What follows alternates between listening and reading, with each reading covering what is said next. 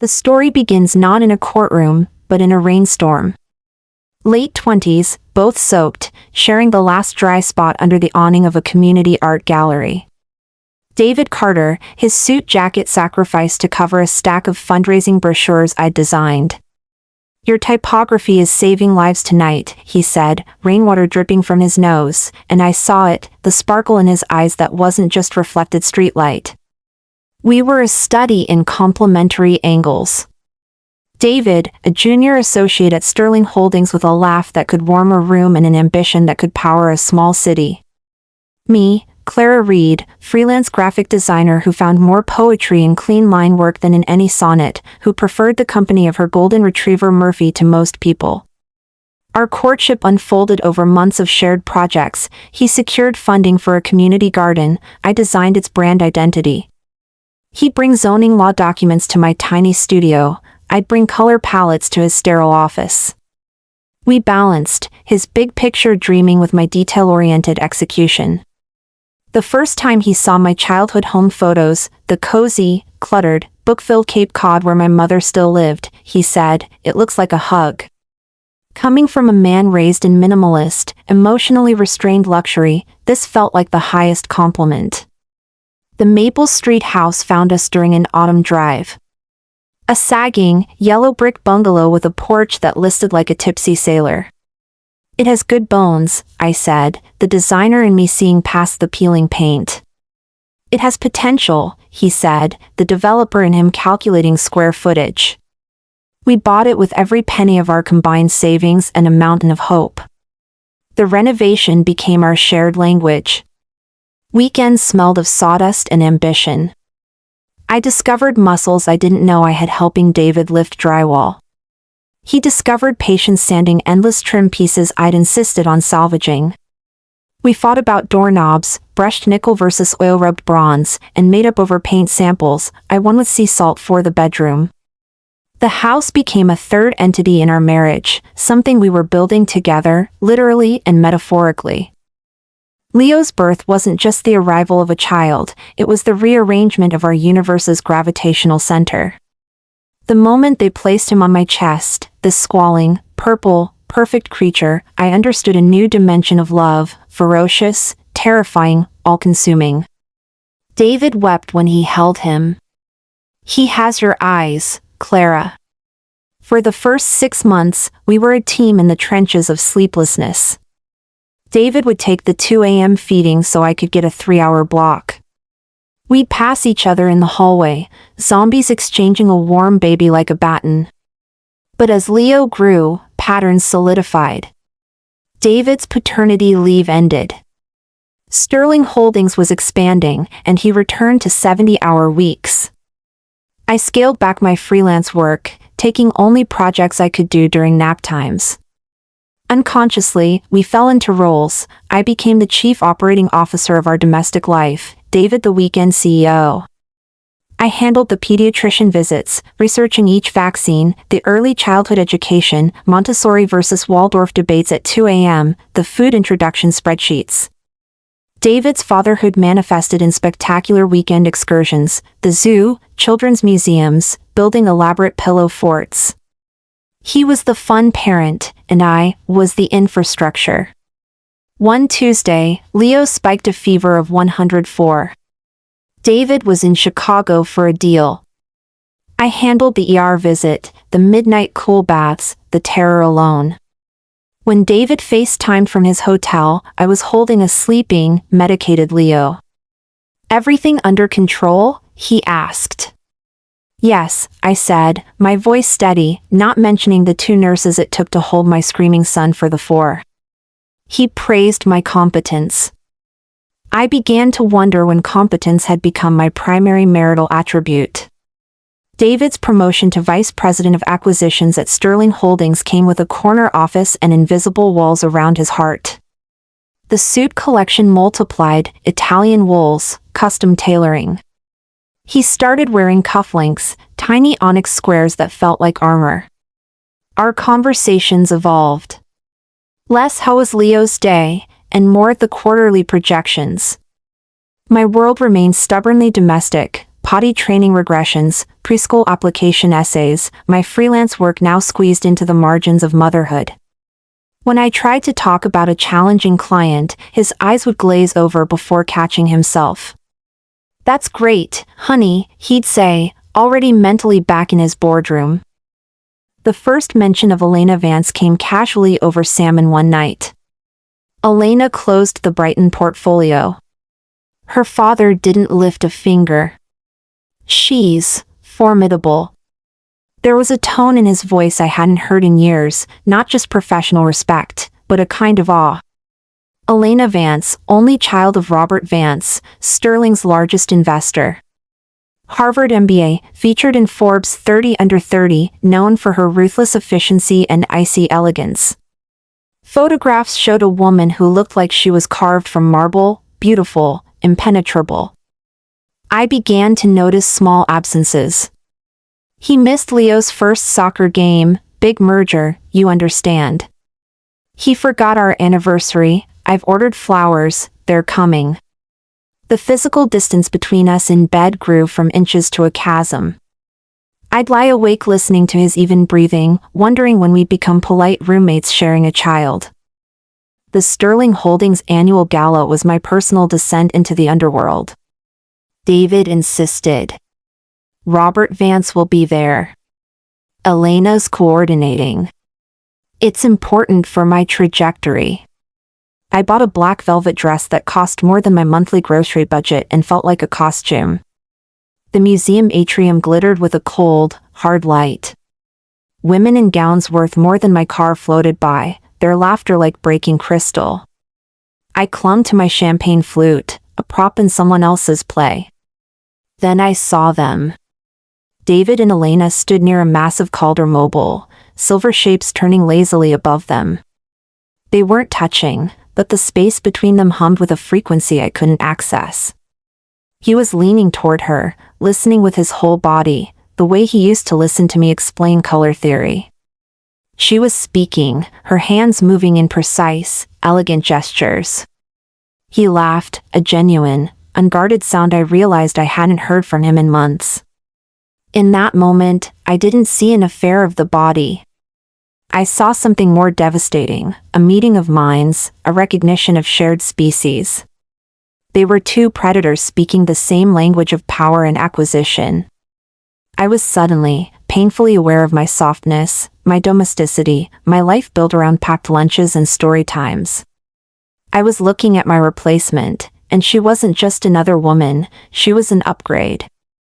The ride home was silent. When I finally spoke, my voice sounded strange to my own ears. "You and Elena seem aligned." He didn't deny it. He just looked out the window at the passing lights. "She understands the pressures.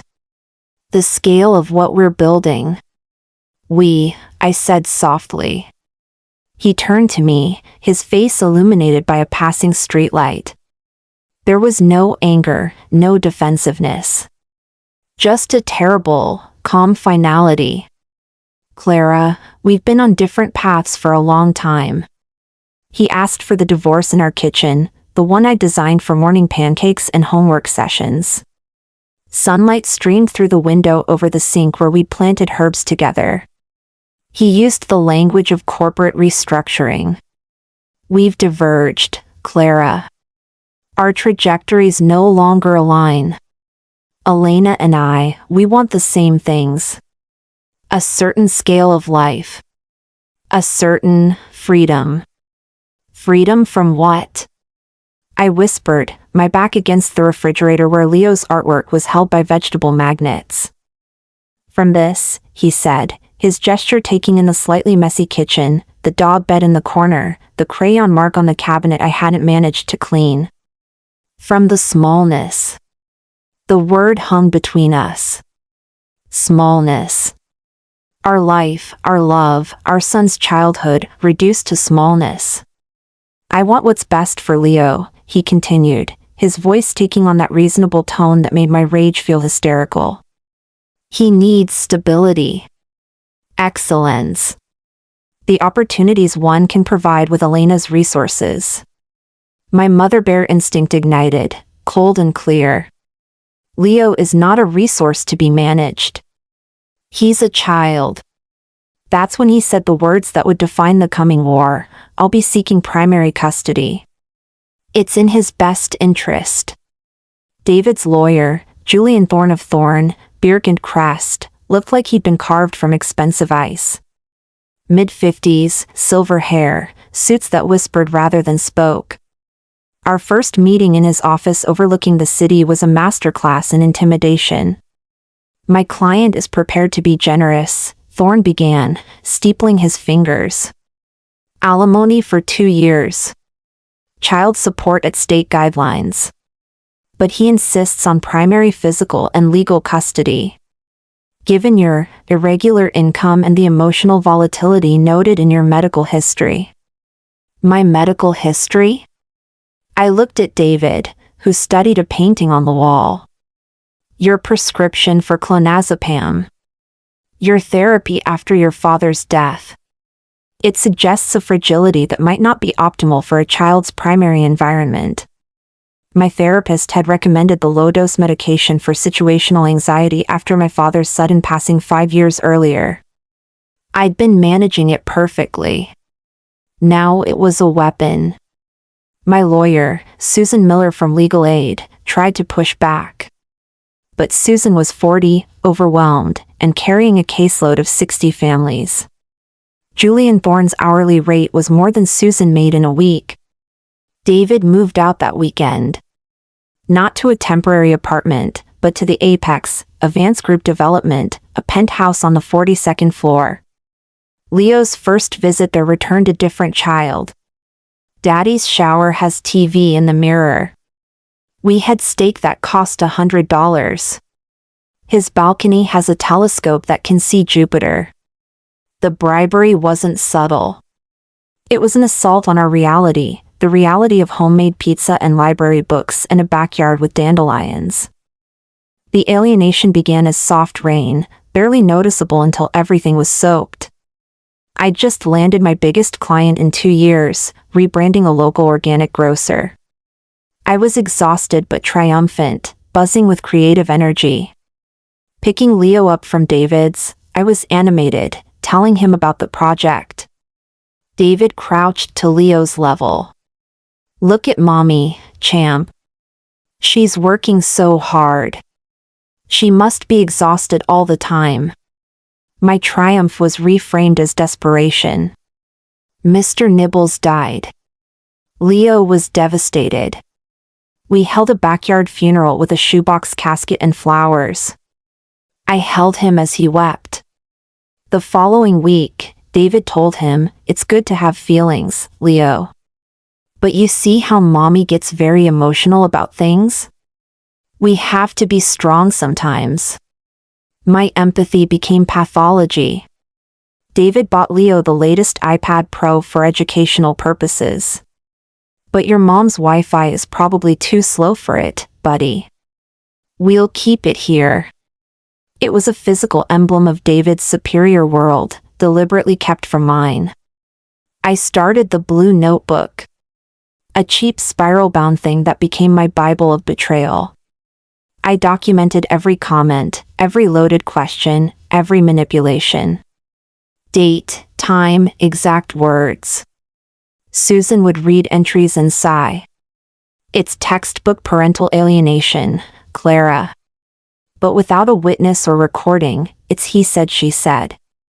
And he has Julian Thorne. The discovery process felt like a sanctioned vivisection. Thorne's demands arrived in boxes. 7 years of tax returns and bank statements. All communications with my therapist, we fought this to a compromise. Contact information for every friend I'd had coffee with in 2 years. My search history to evaluate stability. Even my grocery receipts to assess nutritional choices. He deposed my best friend Sarah. Has Clara ever consumed alcohol when Leo was in her care? Has she ever expressed hopelessness? Has she been late to school pickup due to work commitments? The court-appointed parenting coordinator, Dr. Ian Albright, was the final psychological blow. In our joint sessions, David was a masterpiece of reasonable concern. I just want consistency for Leo. Clara's work is so feast or famine. And her anxiety, children are sponges for tension. When I tried to explain the manipulation, to describe the daddy says comments, my voice, tight with the effort of not screaming, would crack. I'd see Dr. Albright's pen move across his legal pad. His final report noted David's pragmatic, child-focused approach and expressed concern about my apparent hypervigilance and tendency to interpret benign comments as hostile, potentially creating an environment of anxiety for the child. I was being systematically gaslit by the very system meant to protect families. The stress began to transform me. I stopped sleeping, existing on coffee and adrenaline. My design work suffered, colors felt wrong, layouts clumsy. The creative confidence that had been my professional foundation crumbled. One Tuesday, after another sleepless night, Leo spilled grape juice on the cream-colored rug I'd saved for months to buy. I screamed, "God, Leo. Just look what you're doing." The words echoed in the sudden silence. Leo's face, first shocked, then crumpling in hurt, was a mirror showing me a stranger. I collapsed to my knees, sobbing, pulling him to me. "I'm sorry, baby, I'm so sorry, Mommy's so sorry." But the damage was done. I was becoming exactly what they were trying to prove I was: unstable, volatile, unfit. My support system began to fray. My mother, ever practical, said, "Just give him what he wants, Clara. He has more money. He'll win anyway." Sarah was supportive but lived 3 states away. I was alone in the trenches, watching my identity erode. 2 weeks before the final custody hearing, David filed for an emergency modification. He needed Leo for a critical father-son bonding weekend at the new Luxe Canopy Resort, Treehouse Suites starting at $1,500 a night. The judge allowed it. Leo returned Sunday evening quiet, subdued. At bedtime, during our ritual of 3 stories and a song, he stared at the ceiling where glow-in-the-dark stars formed constellations. "Mommy?" His voice was small in the dark. "Yes, my love." "What happens if I say the wrong thing in the judge's castle?" The question hung between us, a cold blade slipping between my ribs. I sat up slowly. "What do you mean, the wrong thing, sweetheart?" He turned to me, his eyes wide and liquid in the nightlight's glow. "At the treehouse. Daddy and Elena. We played a game. A courtroom game. They said the judge is going to ask me questions. About you. About if you yell or get sad. They said I just have to say yes or sometimes or I don't remember." His lower lip trembled. "They said it's a special play to help the judge understand. That if I do good, everyone will be happy after." A tear escaped. "But what if I forget my lines?" A white-hot fury, purer and more focused than any emotion I'd ever felt, burned through the fear. I held him, my voice steady for his sake. "Oh, my brave, beautiful boy. Listen to me. There are no lines. There is no play. When you go into that room, you only ever tell one thing, your truth. The truth in here."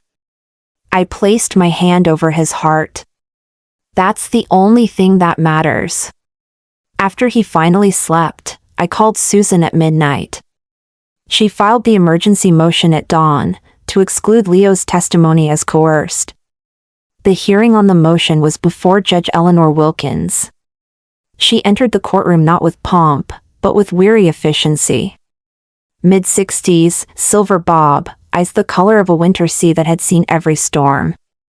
Susan argued passionately about the unethical coaching, about the psychological harm. Julian Thorne countered with equal fervor about a child's sacred right to be heard. Judge Wilkins listened, her face unreadable. Finally, she spoke, her voice low and gravelly. I've read the motion. I've read the response. The allegation is serious. But this court operates on evidence, not allegation. She looked directly at me. Ms. Reed, do you have recordings? Witnesses to this coaching? Only my son's account, Your Honor. She nodded slowly. The child's stated preferences are a factor this court must consider. Motion denied. Both parties will have opportunity for examination. The trap was set. The bait was my own son. The morning of the final custody hearing dawned gray and cold. I dressed Leo in the suit David had sent over, tiny, stiff, alien. He looked like a miniature businessman going to his own execution. Remember, I whispered, kneeling before him. Your truth. Just your truth. He nodded, eyes huge. The courthouse felt like a cathedral to human misery. In the hallway, we passed David and Elena. They were a vision of coordinated confidence, David in a navy Tom Ford, Elena in a cream Alexander McQueen suit, her blonde hair a perfect helmet. They looked like they'd already won. Elena met my eyes for a fraction of a second. In them, I saw not malice, but something worse, absolute certainty. She believed David's narrative. She believed she was saving a child from an unstable mother. Julian Thorne presented his case with the quiet confidence of a man who bills $950 an hour. He entered exhibits like laying bricks in a fortress. 1. Financial disparity. Charts showing David's $450,000 salary plus bonuses versus my erratic freelance income, never above $65,000. 2. The Albright Report, highlighted sections about my hypervigilance and tendency to create anxiety. 3. The Secret Recording, a clip from an argument where my voice, strained with tears, said, "You can't just buy his love, David." Played without the preceding hour where David had told me he was cutting child support. 4. The Stability Argument, photos of the Apex penthouse, spacious, modern, orderly, versus our Maple Street home, cozy, slightly cluttered, lived in. Thorne painted two futures. With David, elite private schools, brochures entered as evidence, summer camps in Switzerland, cultural opportunities, stability. With me, financial precariousness, emotional turbulence, limited horizons. He wasn't just arguing for custody. He was arguing for Leo's destiny. They brought Leo in through the side door. Seeing him in that giant witness chair, his feet not touching the ground, was an image that would haunt me forever. He was sworn in, his voice a whisper. Thorne approached like a favorite uncle. "Leo, we know this is scary. Just yes or no is fine. Does your mommy sometimes get so upset she cries in front of you?" Leo's eyes, huge, terrified, flicked to David. David gave an almost imperceptible nod. "Yes," Leo whispered. "When you're at mommy's house, do you sometimes feel like you have to be the grown-up? Like you have to take care of her feelings?" A tortured pause. Leo's small hands gripped the wood. He looked at Elena, who offered a tight, encouraging smile. I guess," he breathed. Each admission was a scalpel. They were truths scavenged from the complexity of life. The time I cried when my father's favorite song came on the radio, the afternoon I was overwhelmed with work and Leo made me tea with his toy kettle, stripped of context and offered as proof of my fundamental failure. When Susan did her cross, her voice gentle, "Leo, does mommy make you pancakes on Saturday mornings?" "Yes." "Does she read to you every night?" "Yes." "Does she make you feel safe and loved?" He stared at his shiny shoes, his programming overriding his heart. "I don't know," he mumbled. Those 3 words were the death of something precious. My heart didn't break, it turned to dust. Just as Thorne moved to rest, satisfied, Judge Wilkins raised a single hand. She had been watching Leo not as a witness, but as a specimen under profound duress. Counselors, approach. A hushed conference. Susan argued passionately. Thorne objected. Judge Wilkins listened, then waved them back. She removed her glasses and leaned toward Leo, her entire demeanor shifting. The stern magistrate dissolved, replaced by a weary, deeply perceptive grandmother. "Young man," she began, her voice a low, warm rumble. "I've been sitting here listening to a lot of grown-ups talk about grown-up things. Money. Schedules. Reports." She paused, letting the absurdity hang.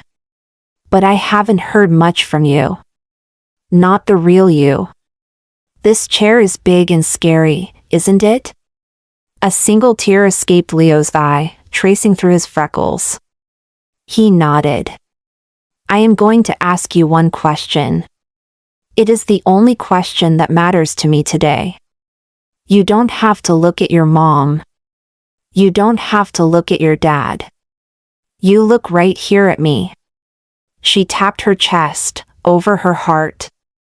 "This question isn't about what you should say. It's not about what anyone told you to say. It's about the very first thing that pops into your head and your heart, before you have time to think. The truest thing you know." The courtroom froze. David had gone preternaturally still. Elena's serene mask slipped into wary tension. Judge Wilkins leaned in, her voice dropping to a near whisper that somehow filled the entire chamber. "Leo, when you wake up in the middle of the night, from the very worst nightmare you can imagine, when you are more scared than you have ever been in your whole life, in that dark, lonely second before you even open your eyes, whose face do you most want to see when you do?" The question hung in the air, a key fashioned from pure understanding. It bypassed the labyrinth of coached responses and adult logic. It went straight to the mammalian brain, to the primal wiring of attachment, to the soul's map of safe harbor. For 10 seconds that felt like eternity, there was nothing. Then Leo's face began to crumple. It was slow-motion collapse of a dam built by lies.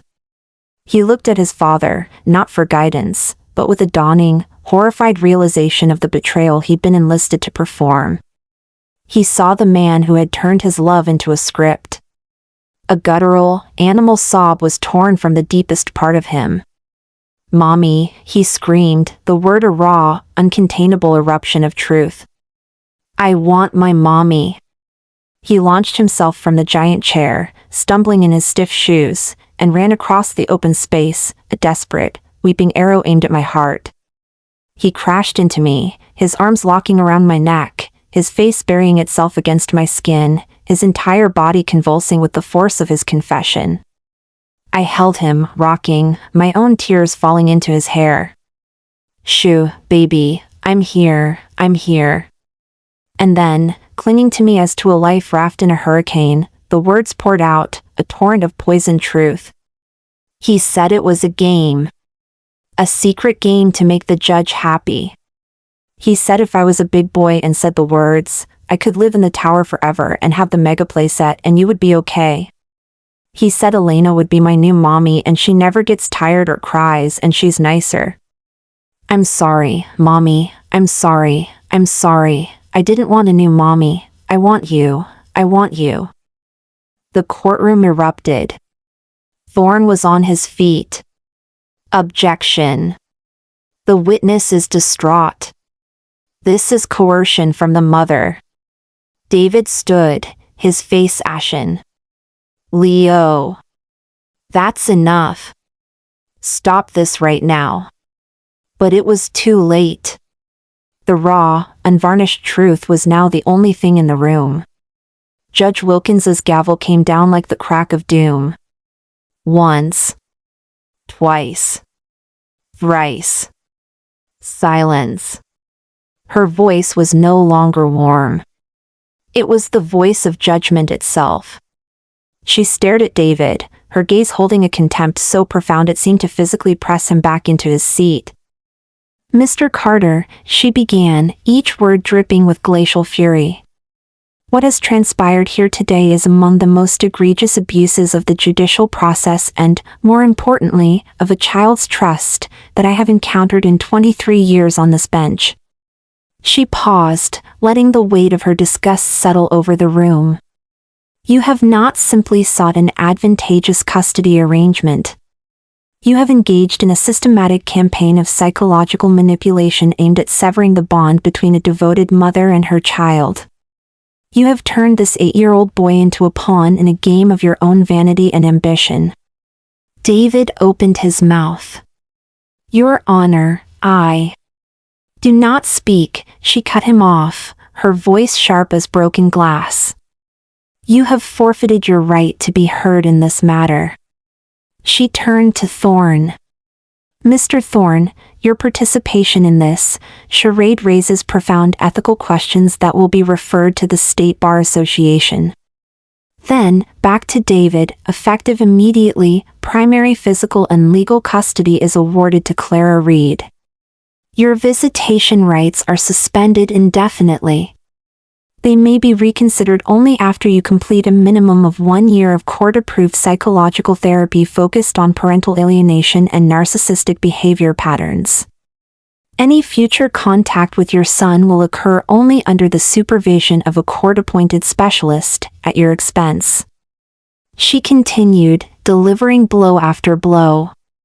David to pay 100% of my legal fees. David to pay for all therapeutic costs for Leo and myself. David's child support increased to 40% of his gross income. Referral to the district attorney's office for potential criminal charges of custodial interference. Appointment of a guardian ad litem for Leo to monitor his well-being. Finally, she looked at Leo, still sobbing in my arms. Her voice softened infinitesimally. "Young man, you have been very, very brave. The truth is sometimes the hardest thing to say. You have done nothing wrong. Nothing."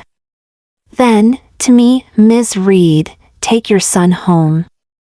In the echoing marble hallway, as I held a now exhausted, hiccuping Leo, Elena stopped. She turned to David. The cool, composed facade was gone, replaced by a disgust so pure it was almost awe-inspiring. For a long moment, she just looked at him, as if seeing a previously hidden grotesquerie. "You told me she was emotionally abusive," she said, her voice low and sharp, carrying in the cavernous space. "You showed me reports. You had a psychologist's evaluation. You said you were rescuing him from instability." She took a step back, the movement conveying profound revulsion. "You didn't want to save your son. You wanted to win. You used him as a bargaining chip. You used me as character witness to your fiction." David reached for her. "Elena, it's not what it—" "Don't." She cut him off, the single syllable colder than anything I'd heard in the courtroom. "You are a fraud. A deeply, pathologically small man playing at being a titan." She didn't just call off the wedding. She dismantled his entire constructed reality. "Do not come to the office on Monday. Your belongings will be sent. Your access to Vance Group projects is terminated. Do not contact me. Ever." The click of her heels on the marble floor was the sound of his future locking him out. She didn't look back. David stood alone in the hallway, a man watching his life evaporate. He looked at me, at Leo curled against my shoulder. For a second, I saw not the predator, but the ghost of the man I'd loved, lost, bewildered, realizing too late the cost of his ambition.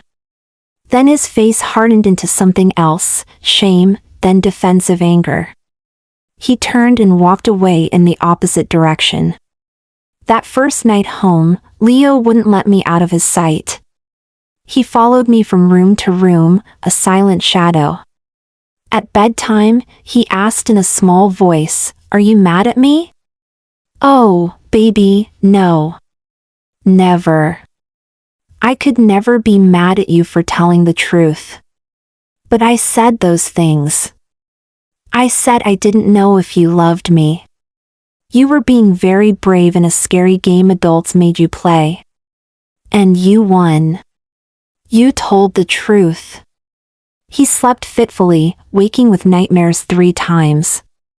Each time, he'd whimper, "The judge is taking me," and I'd hold him until his breathing evened out.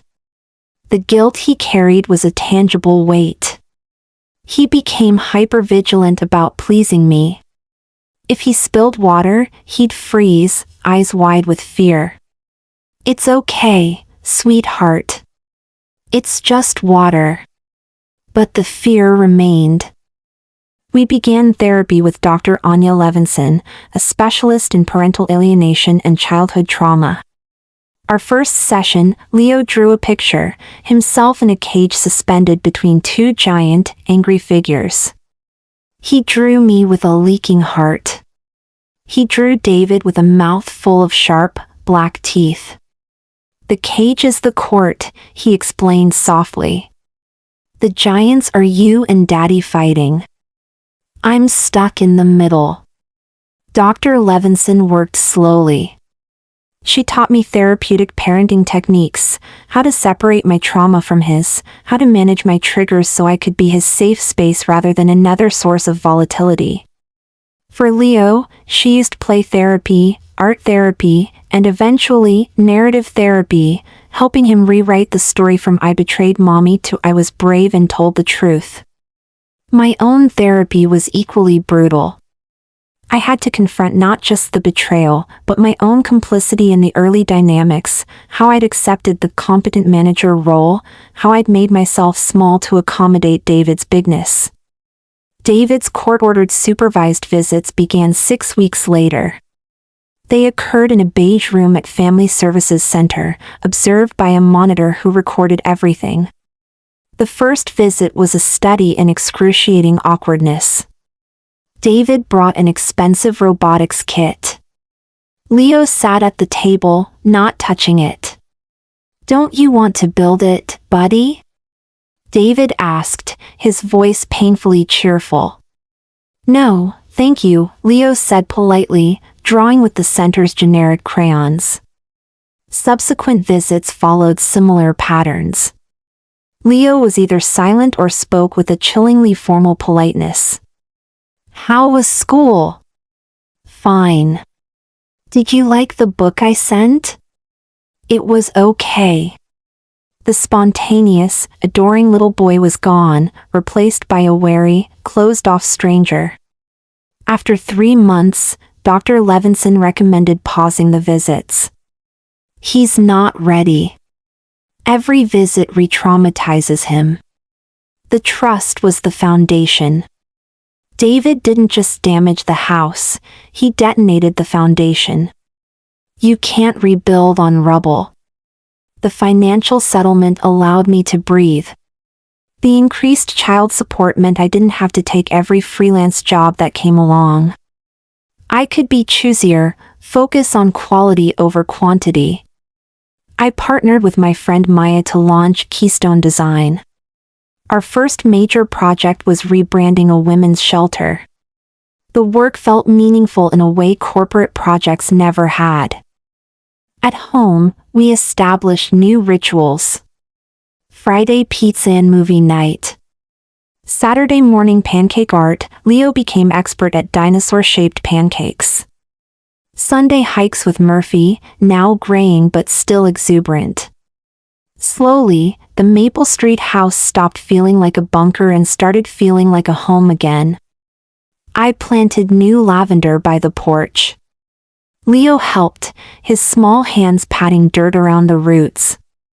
David's collapse wasn't just personal, it was professional. The Vance Group terminated all contracts with Sterling Holdings. The story, while not hitting mainstream media, circulated in business circles. The custody case became a cautionary tale whispered at country clubs. He was demoted, then encouraged to pursue other opportunities. He now works at a smaller firm, his trajectory permanently altered. I heard through mutual acquaintances that he'd attempted to date, but word followed him. The guy who tried to use his kid in court. He lives in a modest apartment in a different neighborhood. The penthouse, the robot vacuum, the future with Elena, all gone. The consequences were existential. He lost the woman he traded us for, he lost professional standing, and most devastatingly, he lost the unqualified devotion of his son. Some losses are terminal. Leo's 9th birthday party was in our backyard. Not at a rented entertainment venue, but at home. His friends from school ran through sprinklers, ate homemade cake, played pin the tail on the donkey. David was allowed to attend for 1 hour, supervised by the court specialist. He stood awkwardly at the periphery, holding an overwrapped present. Leo opened it politely, an expensive drone, said thank you, and returned to his friends. Watching them was a study in heartbreaking distance. David trying to connect, Leo maintaining careful, polite boundaries. The automatic, son-like love a child has for a parent had been eclipsed. In its place was a complicated, guarded awareness. After David left, Leo came to me as I refilled lemonade. Mom? Yes, sweetie? He seems sad. I knelt. He made some very big mistakes, honey. And when we make big mistakes, sometimes people get sad. That doesn't mean the mistakes didn't happen. Leo thought about this. Do I have to love him? Oh, this question. Dr. Levinson and I had prepared for it. You don't have to feel any particular way. Your feelings are your own. What matters is that you're safe, and you're loved, and you know right from wrong. He nodded, satisfied, and ran back to his friends. Leo got the lead in the 3rd grade play, A Tree Who Learns to Speak. I helped him learn his lines. The night of the performance, I sat in the audience, video camera ready. Halfway through, I felt a presence beside me. David. He'd gotten permission from the supervisor to attend. We didn't speak. We just watched our son on stage, his voice clear and strong. I may be rooted, but my heart can travel anywhere. After the curtain call, Leo ran to me first, as always. Then he looked at David, who stood a few feet back. There was a pause. Then Leo walked over and, without hugging him, showed David his small participation trophy. Look. It's wonderful, son. You were wonderful. Thanks. It wasn't reconciliation. But it was a moment of shared pride, uncontaminated by manipulation. A tiny, fragile bridge over the chasm. 16 months post-trial, I received an email. Subject line, an apology. Ms. Reed. You owe me nothing, not your time, not your attention, certainly not your forgiveness. But I owe you this, I am sorry. I believed a narrative because it was convenient, because it fit the man I thought I loved, because it flattered my own sense of righteousness. I became an unwitting weapon in his campaign against you. I participated in the alienation of your child, and for that, I am deeply ashamed. I have resigned from my father's company and am working with an organization that supports mothers in family court. I am trying to make amends in the only way I know how. I will not contact you again. Elena Vance. I didn't respond. But I didn't delete it either. It existed in my inbox, a small, hard stone of unexpected grace. Life settled into new patterns. Leo is thriving in 4th grade. He has friends, plays soccer, reads above grade level. He still has nightmares sometimes, but now he comes to my room and says, "Can I sleep here?" and I make space. My business is growing. Keystone Design has 5 employees. We specialize in ethical brands and nonprofits. The work sustains us, financially and spiritually. David and I communicate through a court-approved parenting app. Only logistics. Pick up at 4 p.m. Friday. He needs new cleats. School conference on the 15th. The exchanges are sterile, efficient. Once a month, he has a 2-hour supervised visit. Sometimes they go okay. Sometimes Leo comes home quiet and withdrawn. We process it in therapy. This is our life now. Not a fairy tale ending, but a real one, messy, complicated, with scars that still ache when it rains. But it's ours. And it's honest. A year and a half after the trial, I was asked to speak at a fundraiser for Legal Aid, the organization that provided Susan when I couldn't afford Julian Thorne. I stood at the podium, looking at faces of women, and some men, in various stages of their own battles. I used to think the courtroom was where truth was revealed. I began, my voice steady. I learned it's often where truth gets most cleverly disguised. Where love gets weaponized. Where children become bargaining chips in adult wars of ego.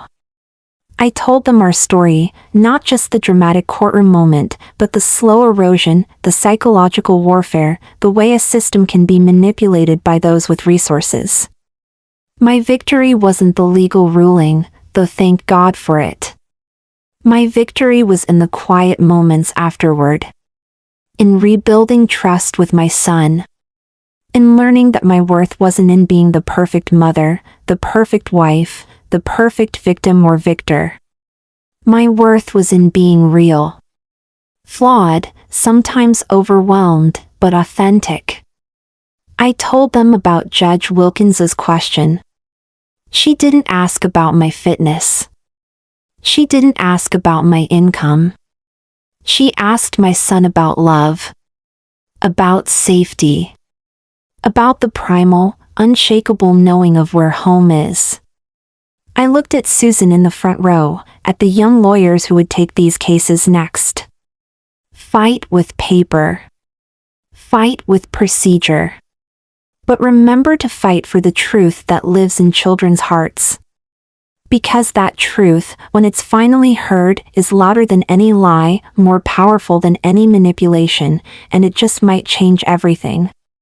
Afterward, a woman approached me, her eyes red-rimmed. "My hearing is next month," she whispered. "They're saying I'm unstable because I take antidepressants." I took her hands. "Your medication makes you well. It doesn't make you unfit. Your love makes you a mother. Nothing else." She cried then, and I held her, in a hallway not unlike the one where my own life had unraveled and begun to rewoven. On the eve of Leo's 10th birthday, I wrote him a letter to read when he's older. My dearest Leo. If you're reading this, you're probably a teenager or grown, trying to understand what happened when you were small. Here is the truth as I know it. 1. Your father loved you, but in a flawed, human way. He made terrible choices trying to hold on to you. That doesn't excuse them, but it might help you understand. 2. You were unbelievably brave. At 8 years old, you told the truth when adults around you were lying. That courage is in your bones. 3. None of it was your fault. Not the game, not the words you said, not the divorce. Children are never responsible for adult choices. 4. My love for you is the single greatest truth of my life. It is unconditional, unwavering, and forever. Be kind to yourself. Be kind to others. And always, always listen to that quiet voice inside that knows right from wrong. All my love, forever. Mom. I sealed it and placed it with his other important documents. One day, he'll read it. Tonight, as I write this, Leo is asleep down the hall. He's 10 now. Taller, smarter, with a dry sense of humor that surprises me daily. He still climbs into my bed after nightmares, but less frequently. He's learning to comfort himself, carrying the safety I've given him inside. The lavender by the porch is thriving. Murphy, now fully gray, snores at my feet. My design studio upstairs has 2 new junior designers. The kitchen has a new crayon mark on the cabinet. I haven't cleaned it off. David texted through the parenting app today, "Can I take Leo to the Science Museum next visit?" I replied, "If his therapist approves." It's not forgiveness. It's not friendship. It's coexistence around the shared fact of a remarkable boy. The victory, I've learned, isn't in the dramatic unmasking or the poetic justice. It's in the ordinary, precious continuity of love. It's in the fact that my son knows, in his bones, where he belongs. That when he wakes scared in the dark, he knows whose face he wants to see. And so do I. Because in the end, after all the noise and lies and manipulation, the only thing that really matters is that quiet, sure knowing, the whisper of truth that echoes long after the shouting has stopped. This narrative isn't just about one custody battle. It's about the systemic inequities in family court, the psychology of manipulation and alienation, the long, nonlinear road of healing from betrayal, the redefinition of family after rupture, the quiet strength of maternal love versus the loud performance of paternal provision, the difference between winning a case and saving a childhood. What parts of this journey resonated most with you? Have you experienced the gap between legal truth and emotional truth? How do we protect children from becoming weapons in adult conflicts? Share your stories, your insights, your questions below. Your voice adds to this crucial conversation. If this extended narrative touched you, please like, share, and subscribe to Whisper Act. Turning up the volume on these stories creates change. Hit the bell so you don't miss our next deep dive into the human heart. Remember, the most powerful revolutions often begin not with a shout, but with a whisper that finally decides to speak. Until next time, be the safe harbor someone needs.